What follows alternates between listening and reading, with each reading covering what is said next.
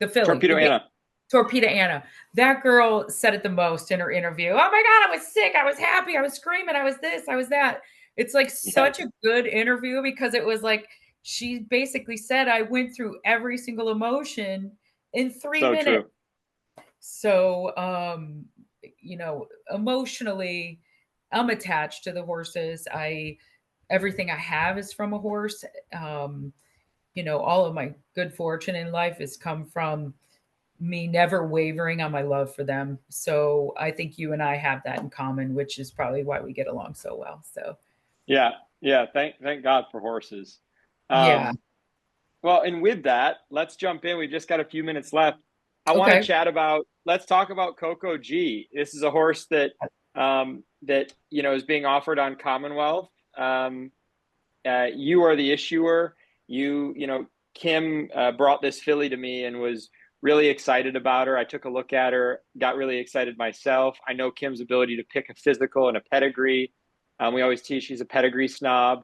And Kim's also really crafty because she pays attention, and she's a globally recognized bloodstock agent because she has friends and connections, not just here in the States, but all over the world, which, by the way, a lot of these turf horses are active far beyond America. And Caravaggio, the sire of Coco G, really has had some great updates. So what was it that made you grab a hold of Coco G at the sale? And yeah, tell us about her and why you're excited, why you think she's got, good future ahead.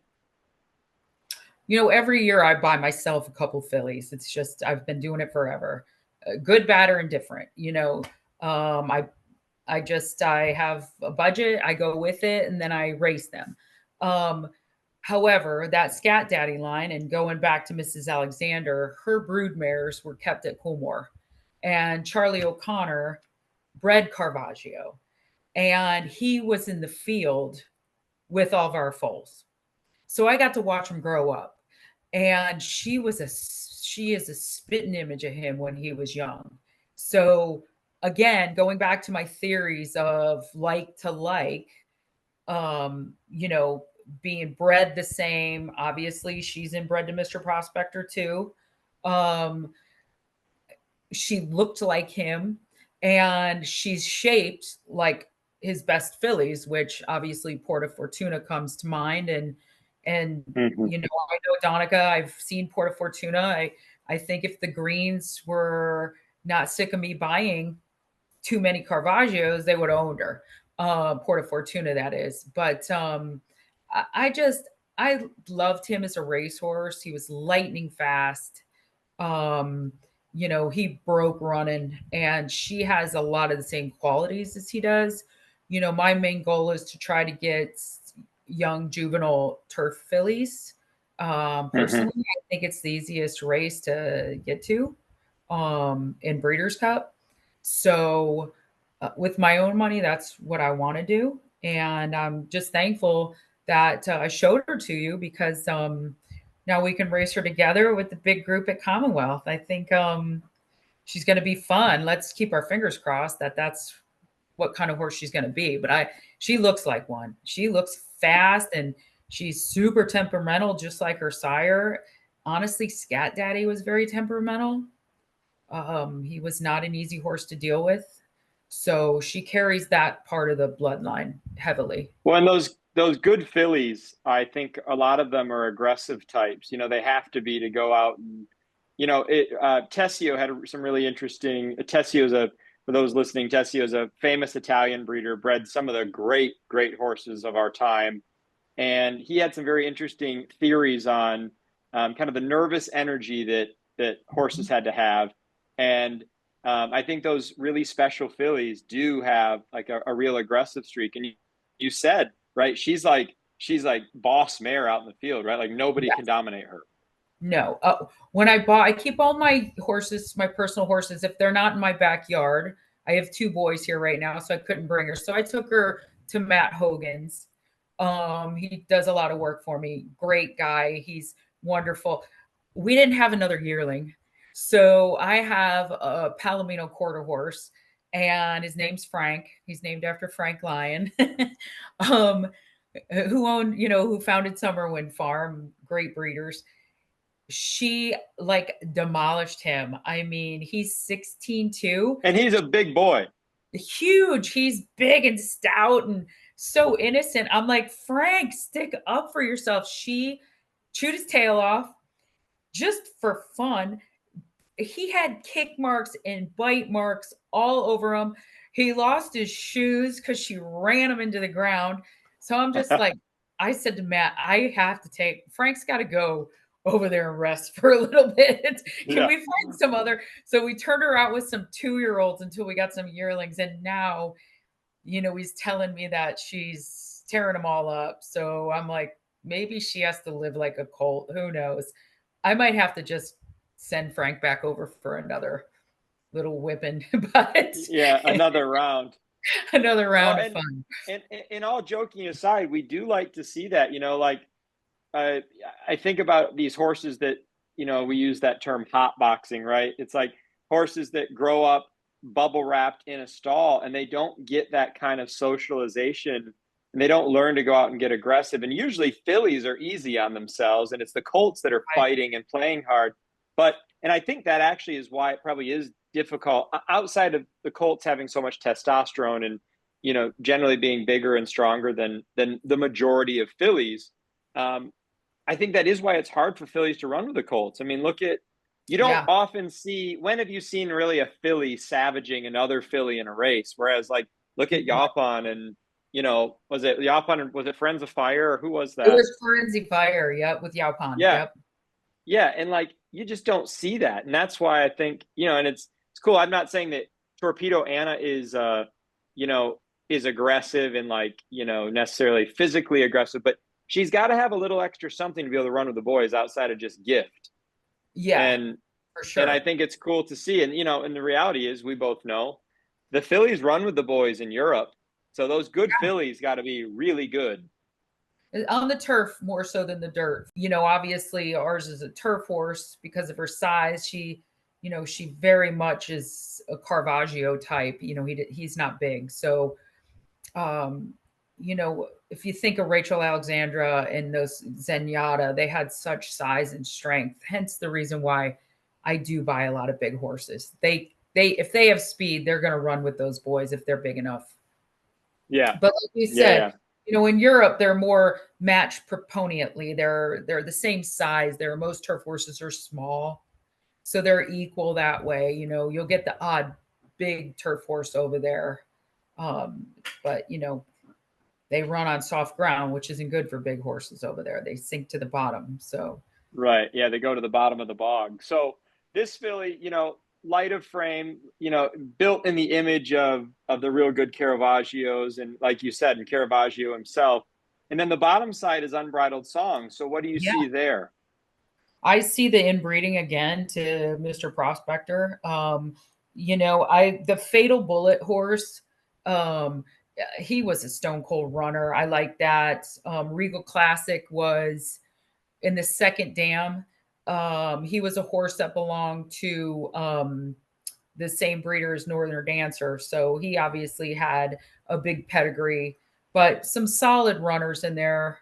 Um, I like that back class. I like that, she has the right bottom side as far as dam sires. I do like that. A lot of people probably wouldn't really care about Regal Classic, but I really liked him. He was a big grand horse. So, Well, and like you said, Fatal Bullet, he was no slouch. He ran second to Midnight Bisu's sire.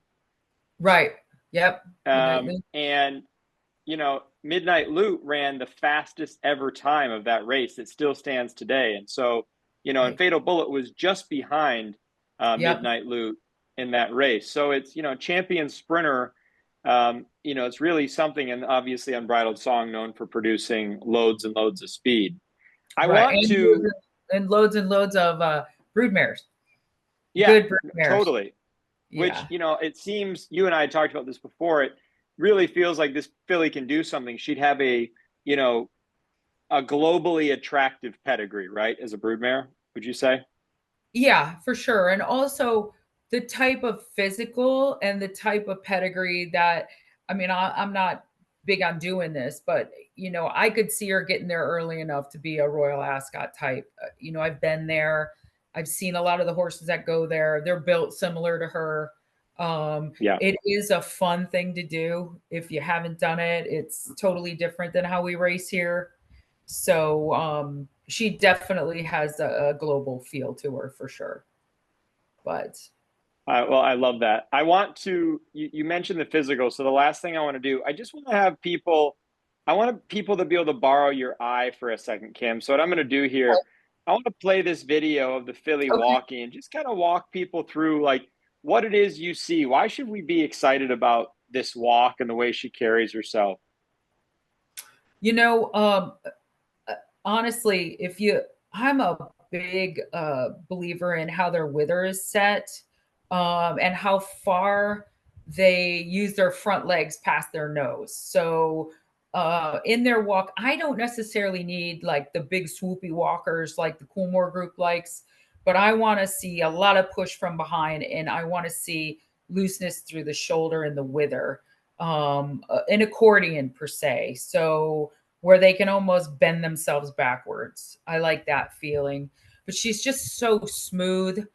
I love her presence, and I'm a big neck person. I like long pencil necks. You get in a dog fight, you want a longer neck. Those short necked horses are not going to stretch their nose to the wire as good as something with a longer neck. So she's so smooth, and she walks with a purpose. Yeah, she was broke when we got her, but she was a handful. So, Matt had to handle her, and she would drag you to the field. I mean, she likes her stall, but she also likes to go out and run. So, but she's just so smooth. She's so square across the ground. I like from riding for so many years. We never really relied on the vet like racing does. We relied on ourselves and our good horsemanship. So when I rode, I counted in my head a lot on how they placed their feet. Um, Mm-hmm. so I rode a horse that Margie Goldstein jumped around, and she would always say, when you are on them, I want you to be marchy, marchy, marchy.